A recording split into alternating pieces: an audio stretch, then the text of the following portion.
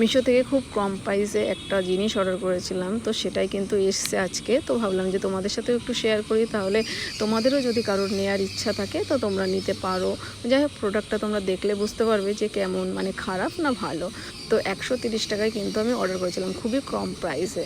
তো আমার কাছে কিন্তু প্রোডাক্টটা মানে কি বলবো, আমি ভেবেছি যে এইভাবে অন করি, কারণ মানে পার্সেলটা খুলে সেই যে রিয়াকশান থাকে পরে আর সেটা আসে না। মানে ভালো হলে খুব ভালো রিয়াকশান, খারাপ হলে খুব খারাপ রিয়াকশান।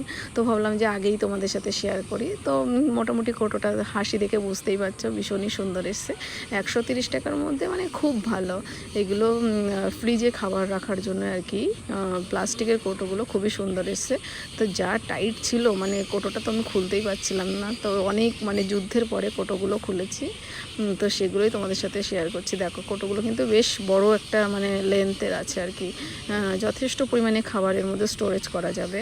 তো প্লাস্টিকের কোটোগুলো মোটামুটি 6 পিস ছিল, মানে আমার কাছে খুবই ভালো লেগেছে। তো যদি তোমাদের কারো ভালো লাগে তো অবশ্যই নিতে পারো, খুব সুন্দর কোটোগুলো।